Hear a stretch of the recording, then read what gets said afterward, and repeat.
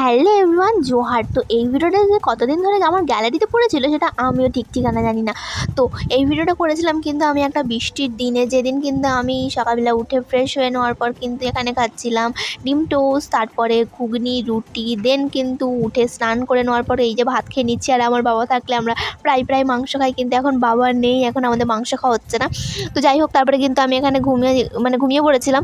দেন তারপরে দেখি এখনও বৃষ্টি কমেনি, তো ভাবলাম চলো না একটু চটপটা কিছু খাওয়া যাক। এই জন্য কিন্তু চলে এসেছি এখানে পেঁয়াজি করতে।